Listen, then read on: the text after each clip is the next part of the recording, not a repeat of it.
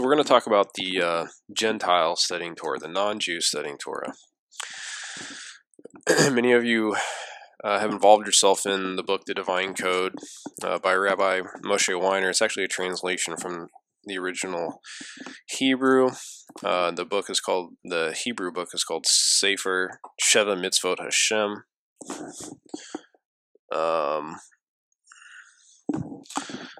And this is edited and translated by Schulman and I believe it's his son.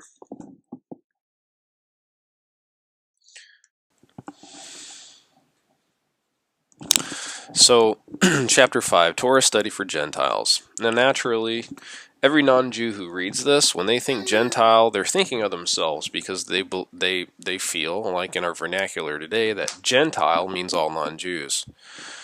And so, it goes on to say, the Torah as a whole is an inheritance from God for the Jews alone, and a Gentile who delves into areas of Torah that are unrelated to the Noahide code is liable for punishment by the hand of heaven.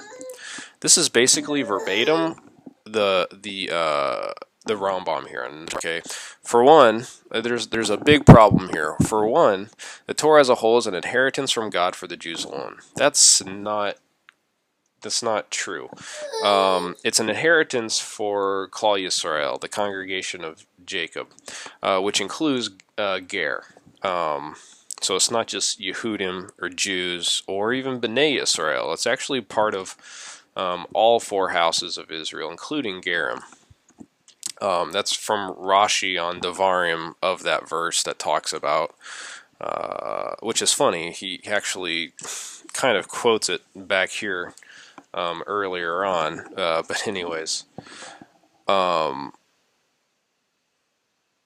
Okay, and then it says, and a Gentile. So this is a key word, right? Gentile, who delves. In Hebrew, this means osik. Who delves, not lamed. It literally means losing himself or involving him or herself in the Torah, into areas of Torah that are unrelated to the Noahide code is liable for punishment by the hand of heaven. The Mishna Torah basically says that if this person, and we'll see what that person is in a second, if he delves into Torah beyond the Sheva Mitzvahs, he's Hav Misa, he's worthy of death. So let's go on to see where Schulman got this from, which is going to be in Rabbi Moshe Weiner's book. So now let's look into Rabbi Weiner's original book, the Sefer Sheva Mitzvot haShem.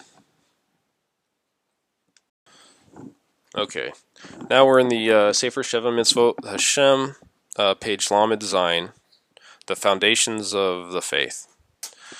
You okay, buddy? Son's eating avocados.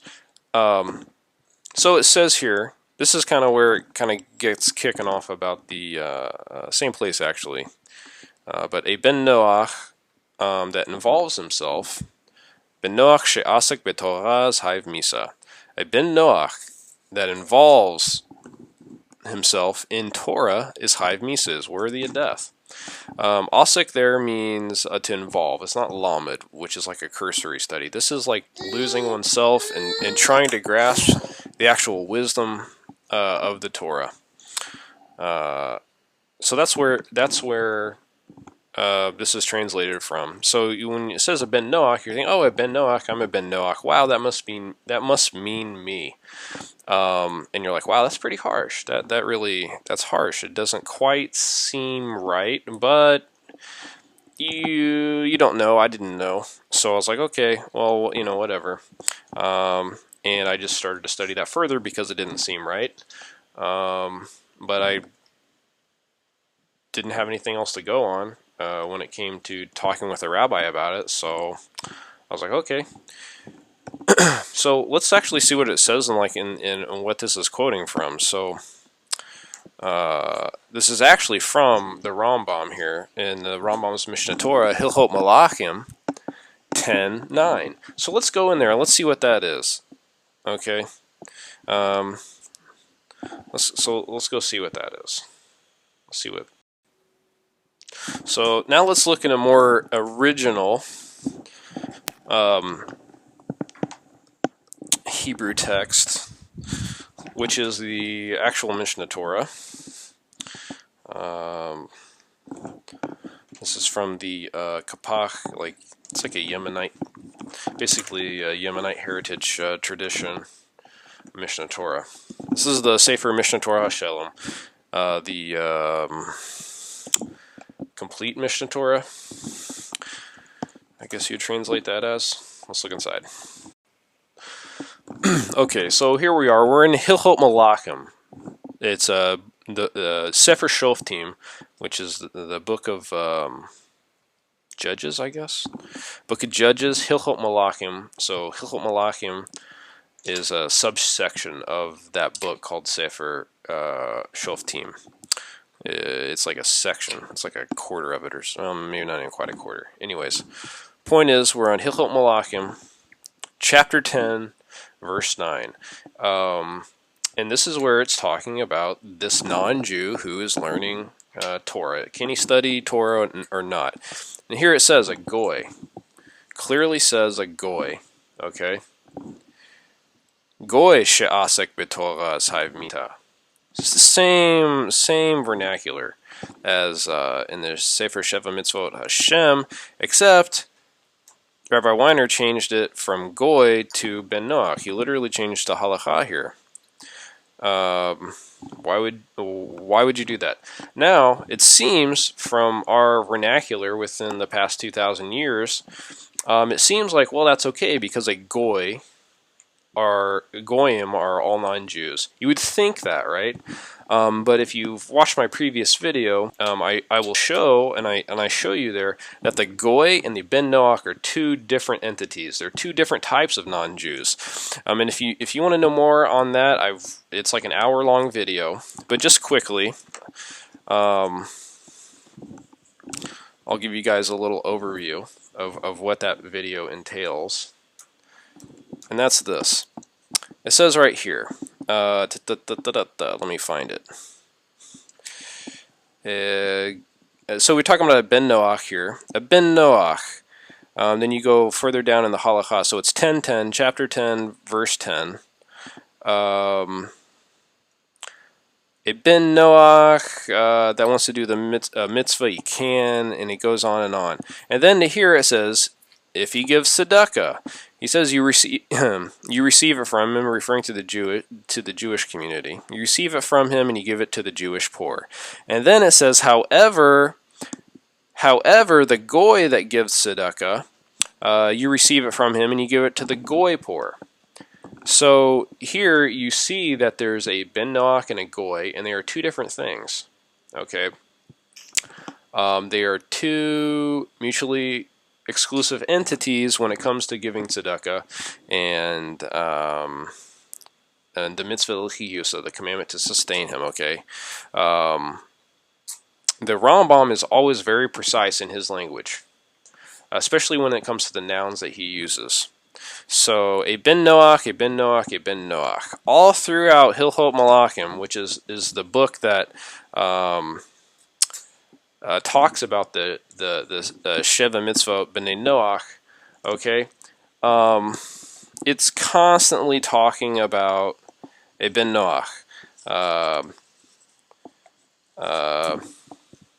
ben Noach, chapter 9 talks about ben Noach laws, ben Noach laws, ben Noach laws.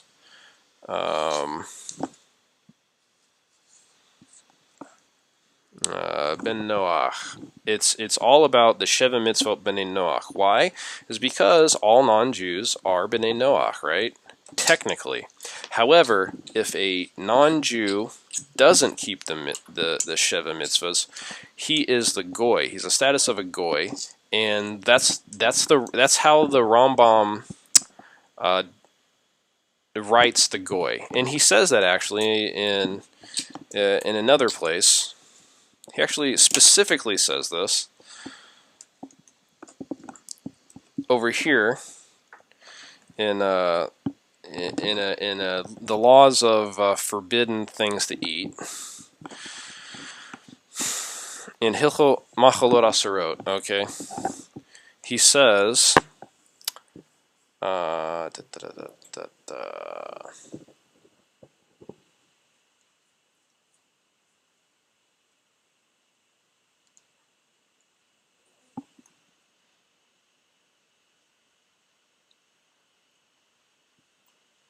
Here we go.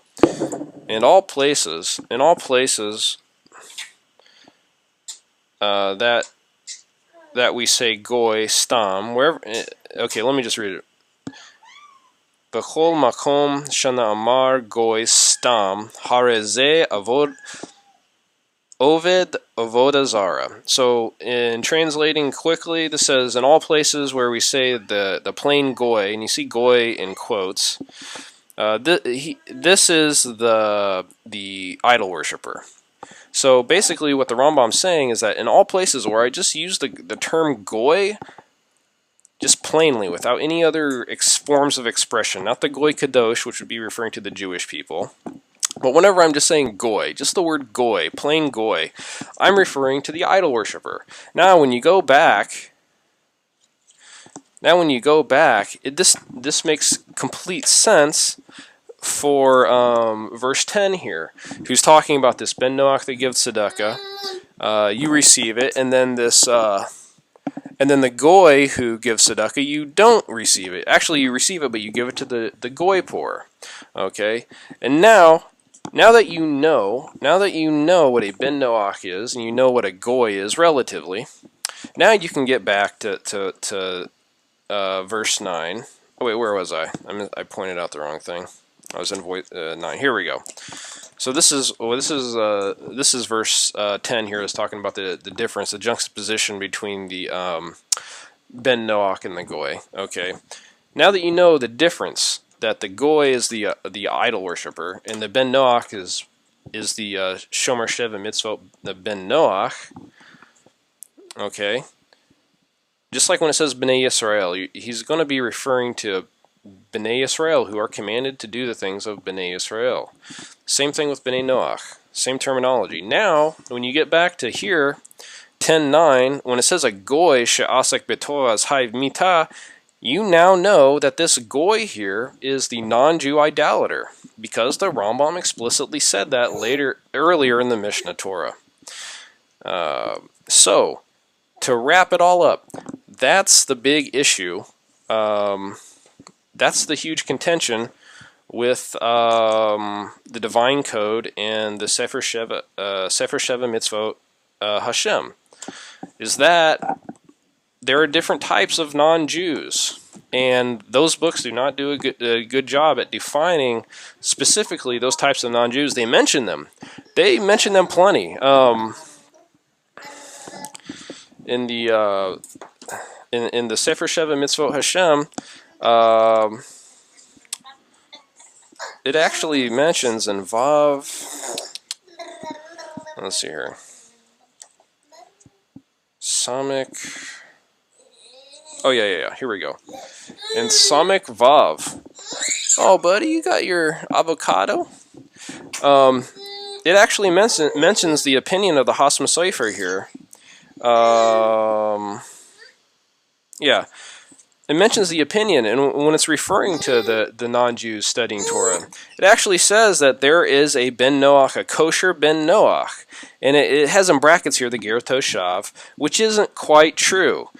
This type of Ben Noach is spiritually like a Ger Toshav. If you want to know if a Ger Toshav exists today, but he's not Makablan to the Jewish community, you got to read Ravid on Surah Bia 14:7-8. That's where the Rambam defines what a Ger Toshav is, and he says it's a Ben Noach who keeps the Sheva Mitzvahs, and he's Hasadei Mot Ha'olam, basically. And that's Makablan to the Jewish community, the accepted Ger Toshav to the community. However, the Ravad gets critical, and he says, however, the Rambam doesn't go far enough. And then the Ravad explains that there is a Ger Toshav that exists that is not Makablan to the community because he is outside the Yovel year. However, he does exist. And this is the Hasadei Mot Ha'olam, or the Ben Noach that reads the Torah, who studies the Torah, accepts the Torah, and he does the Sheva Mitzvahs, and that's what the Sofer, the haShem Sofer says here, is that there is a kosher ben Noach, and that's why probably he has the Rabbi Winer has in brackets here is a ger toshav, because spiritually they're the same thing. It's just that there's no Yovel year, so therefore it's just the difference between Makablin to the Jewish community. It's not that he doesn't exist; there's just no Makablin, no acceptance of him within the Jewish community. Okay.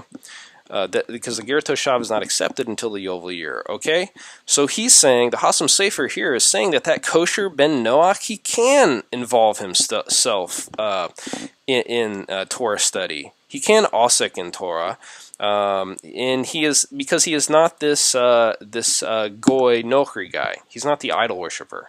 He's saying what the haShem Sofer is saying that in Hilchot Malachim 10:9, that goy that can't study, he is the idol worshiper.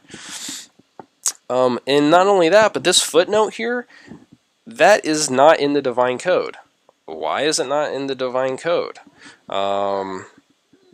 So these are the issues. These are some serious issues that non-Jews don't realize are actual issues. They might sense it, but they don't know how to defend that sense because they don't actually know the halakha. They don't know Hebrew.